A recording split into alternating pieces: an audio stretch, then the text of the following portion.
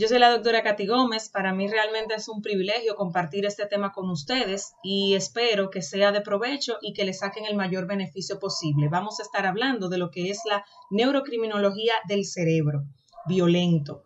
Tenemos un objetivo general donde cada uno de ustedes van a poder conocer a profundidad los aspectos neurocriminológicos de la violencia, también su papel protagónico en lo que es la prevención y el comportamiento violento y las interacciones para la reinserción social de estos individuos que la practican. Vamos a tener 3 objetivos específicos, como son desarrollar los tipos de violencia y aprender a identificarlos. Segundo, conocer el cerebro violento y algunas de sus teorías. Y por último, aprender los tipos de agresores. Si bien es cierto, cada día la sociedad a nivel mundial se ve expuesta a actos de violencia.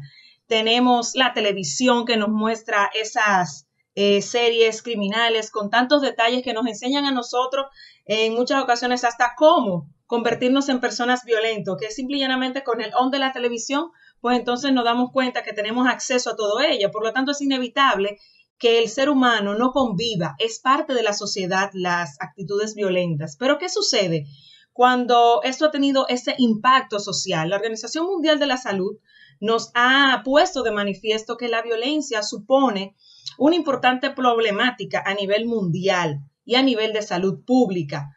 Este impacto que se ocasiona a nivel de las sociedades y de las víctimas, que son aquellas que más se ven afectadas en los casos de violencia. A pesar de estar ya en el siglo XXI, vivimos en una sociedad que ha aumentado de manera progresiva en el respeto y el cumplimiento de los derechos humanos, pero también ha dado lugar a un aumento en que los individuos se comportan de una manera violenta, siendo necesaria una mirada a las sociedades, a su cultura, para nosotros poder diagnosticar cuáles son las causas y a qué se debe este fenómeno que está afectando de manera devastadora a nuestras sociedades, no solamente aquí en la República Dominicana, sino que en nuestros países cercanos en América Latina, con cifras escandalosas de lo que son la violencia de género. Es importante destacar que la Organización Mundial de la Salud define la violencia como una problemática global, donde la sociedad en cualquiera de sus escalas se ve afectada. También tenemos una definición sumamente interesante de Crun y Coles que nos dice que la violencia es el uso intencional de la fuerza física o poder, tanto si es real la amenaza, en contra de uno mismo o en contra de un individuo, de algún grupo, de alguna comunidad, que resulta o tiene una alta probabilidad de acabar con lesiones o muerte o algún daño psicológico o alteraciones en el desarrollo o su depravación. Es interesantísima esta definición porque creo que abarca todo lo que hemos visto a nivel social que nos afecta la violencia. Quiero hacer algunas aclaraciones. Muchas veces mezclamos las que son las definiciones y a mí me gusta cada vez que hablo de violencia, sobre todo aclarar cuál es la diferencia entre la ira, la agresión y la violencia. Es importante destacar que la ira es un estado emocional, o sea que todo ser humano en algún momento tiene emociones y estas emociones que también son básicas de cada uno de nosotros, como son el miedo, la alegría, dentro de ellas también está la ira. El problema es cuando esta ira se vuelve disfuncional en nosotros y de poco control, de poca capacidad adaptativa. Entonces se vuelve una agresión.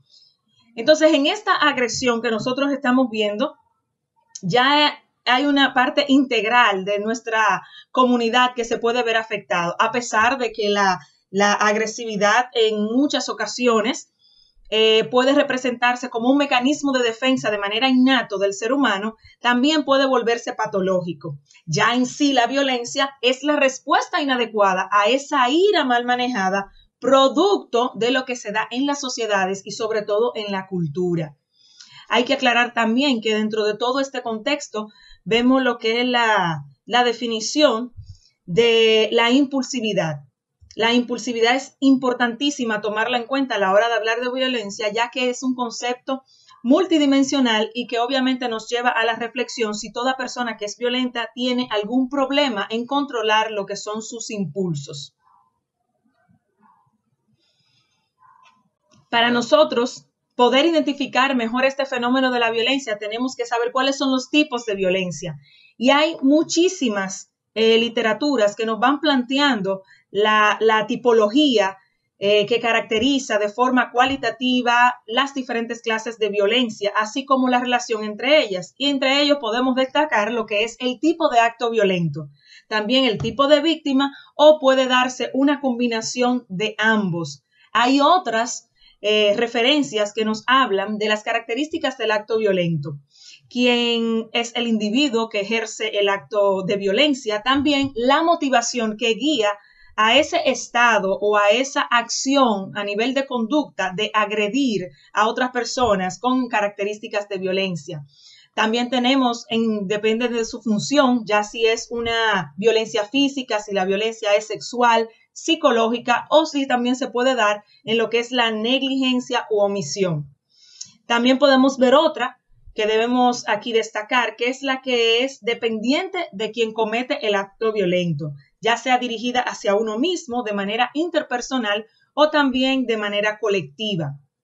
Hay una propuesta sumamente interesante de Barrat, el cual se centra en que su objetivo principal y el control consciente de la conducta se lleva a cabo por este perpetrador ante el acto violento, de una manera ya sea impulsiva, premeditada o relacionada con alteraciones médicas. Y todas estas condiciones son importantes a la hora de nosotros reconocer el tipo de agresor, porque no todos tienen la misma categoría y, como pueden ver, se ven envueltos muchas veces algunos trastornos psiquiátricos o trastornos de la personalidad que vamos a ver más adelante.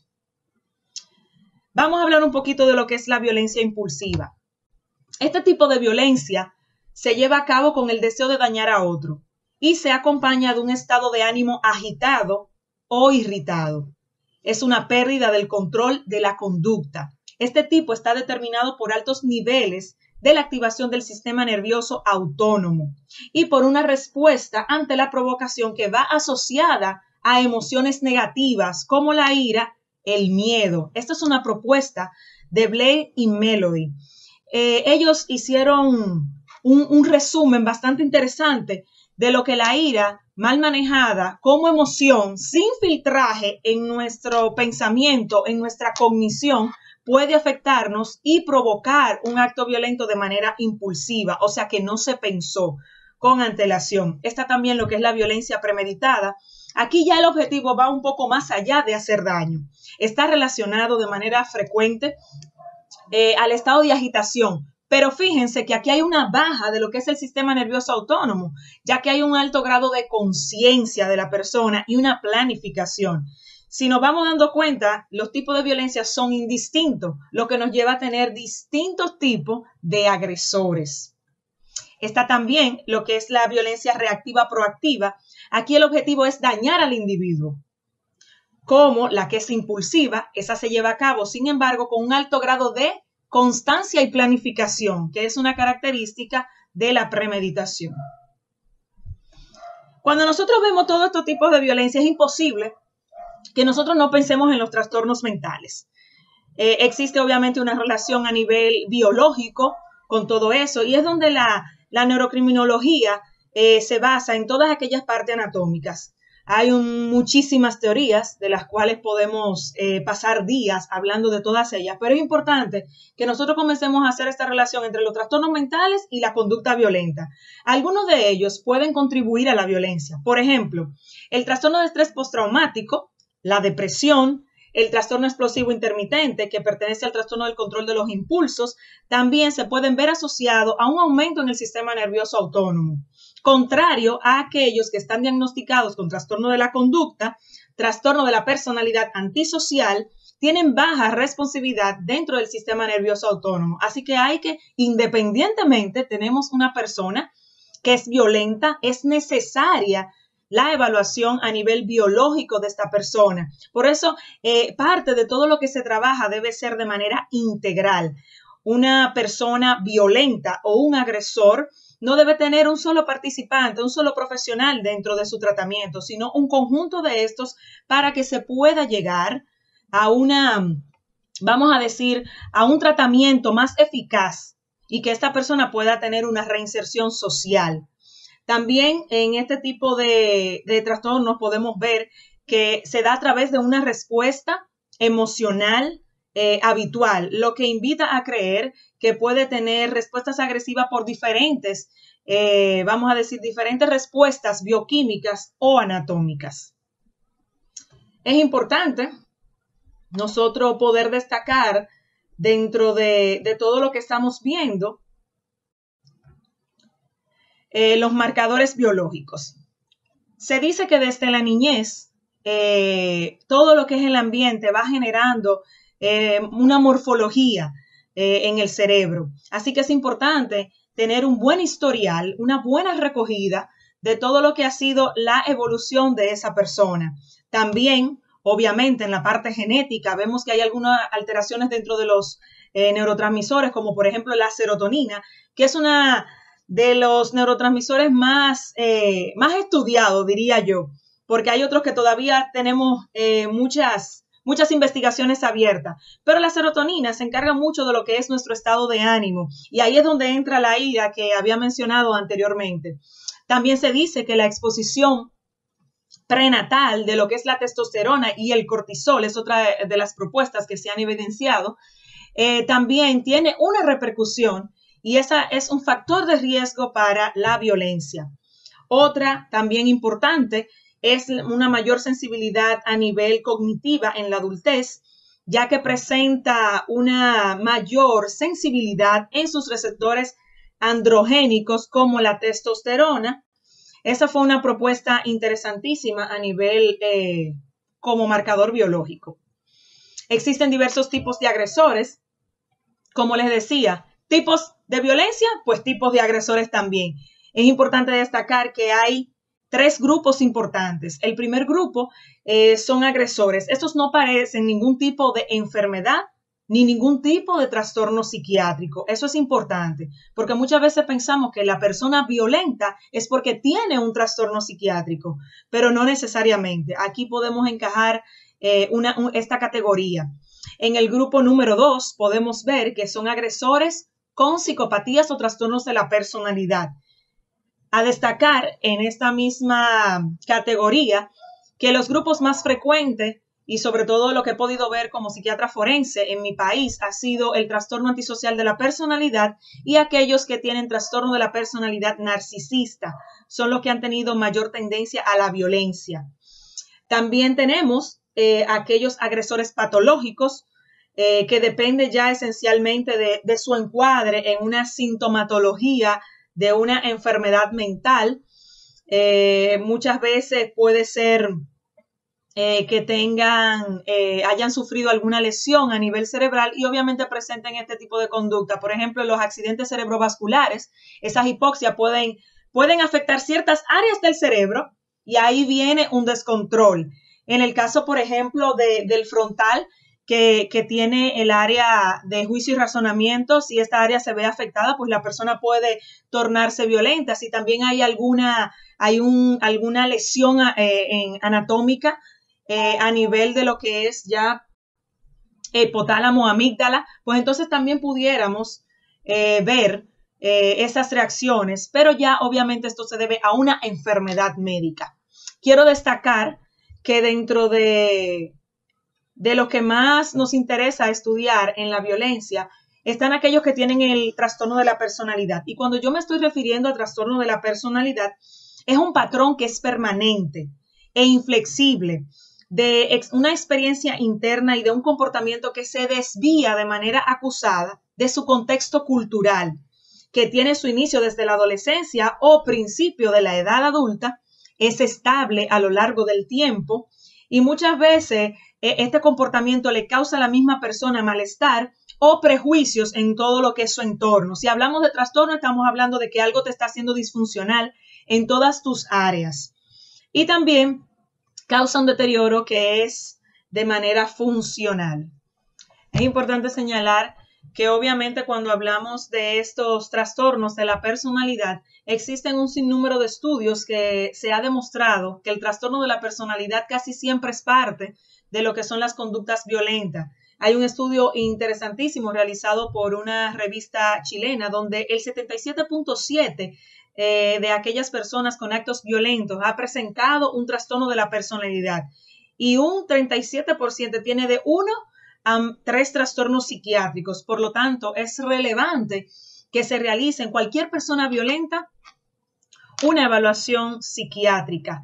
También se ha podido evidenciar el uso y el abuso de sustancias dentro de las personas violentas, un 61.3%. En otro estudio realizado por una revista española nos muestra que es muy frecuente. Este estudio es importante señalarlo porque se realizó en una penitenciaría, precisamente donde permanecen aquellas personas que han infringido la ley y han cometido algún delito relacionado a actos violentos. También es importante que podamos señalar que otro estudio nos presenta que el 86.8% de los agresores presentaban al menos un trastorno de la personalidad. Entonces, la personalidad es importante estudiarla, pero en el ámbito forense hay que siempre aclarar que no porque una persona tenga un trastorno de la personalidad no significa que a nivel jurídico no vaya a tener consecuencias de sus acciones. Simple y llanamente tiene una forma, como ya dije en su definición, inflexible. Es un patrón de pensamiento. Ahora bien, si hay algo que este tipo de agresor, como aquella clasificación que mencioné, que tenía componentes orgánicos, que haya tenido una lesión en el órgano per se, que ya se ha hecho una evaluación con los estudios de imágenes o aquellas otras pruebas necesarias, pues entonces ya cae en una clasificación diferente. Pero los trastornos de personalidad es importante destacarlo siempre. Y ya para ir finalizando, no puedo dejar de mencionar algunas de las cosas que sí podemos hacer para atacar todo lo que es la violencia y tratar de que estos niveles de violencia a nivel no solamente de América Latina, sino del mundo, puedan bajar. Dentro del tratamiento que podemos utilizar, número 1, educar a nuestros niños y niñas desde las edades tempranas en una cultura centrada en la resolución pacífica de los conflictos, fomentando empatía, desarrollar una autoestima equilibrada.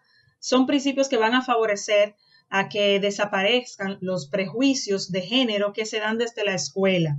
También podemos eliminar al máximo los estereotipos transmitidos por la cultura patriarcal, que es sumamente importante a la hora de hablar de violencia. Por lo tanto, enseñar a ser persona en lugar de enseñar a ser hombre o mujer y así desenterrar todos esos mitos como la agresividad que pertenece supuestamente al rasgo masculino o por el contrario, la sumisión en las mujeres, el silencio, la obediencia, son rasgos femeninos que de manera cultural se vienen arrastrando.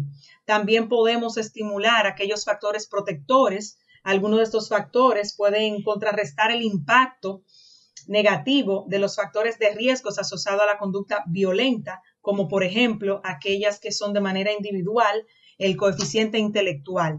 Es importantísimo educar. La educación va a beneficiar en una gran escala lo que es la disminución de la violencia, el temperamento que pueda ser un poco más flexible, adaptable, el manejo de las frustraciones, el manejo de nuestras emociones, todo eso es importante. También la creación de vínculos a nivel parental. Podemos también crear relaciones más fuertes, más positivas dentro de la familia, el compartir y ya obviamente si es un adulto buscar un tratamiento, como bien dije, a nivel multidisciplinario y sobre todo también dar más oportunidades. Esas ya serían políticas a nivel gubernamental, donde las personas puedan tener empleo, donde puedan tener o ejercer algún tipo de deporte. Todo eso es importante y nos va a ayudar a la disminución. Recordar que la persona violenta no es del psiquiatra, no es del psicólogo, no es del trabajador social. Esto es un equipo multidisciplinario. Y También no olvidarnos nunca de aquella persona que ha sufrido la violencia. Nosotros debemos ser auxiliares de esta persona, aprender técnicas de terapia breve para cuando este tipo de casos nos lleguen, saber qué hacer, cuáles son las instituciones a las que en mi país esa víctima puede acercarse, o también la persona que ha ejercido el acto violento, dar apoyo, denunciar. Tenemos en nuestro país, en la República Dominicana, se pueden realizar las denuncias de manera anónima. Y sé que en muchos países nuestros también se pueden realizar. Hay que concientizar de que la violencia debe ser denunciada. Eso también nos va a ayudar. Tener refugio para aquellas personas que han sido víctimas, para esos niños también que han tenido que vivir toda esa disfunción dentro de la familia. Y obviamente el trabajo es a nivel sistémico de toda la familia que se haya visto envuelta. Una de las propuestas que yo pudiera hacer es que se realicen intervenciones sociales de manera frecuente, así como tenemos productos que ustedes y yo consumimos de manera regular, aquellas sodas que todo el mundo sabe la marca, pues así mismo debemos conocer todo lo que es la violencia para poder trabajar su prevención. Debería de manera frecuente hacerse este tipo de intervenciones, los medios de comunicación, asumir la violencia como parte suya también de cuidado y de manera preventiva, que nuestras autoridades también estén al tanto de cómo manejar cuando llega una víctima o cómo trabajar con el victimario también. Y obviamente trabajar desde la perspectiva individual lo que es la salud mental, para entonces poder disminuir las cifras de violencia que tenemos a nivel mundial.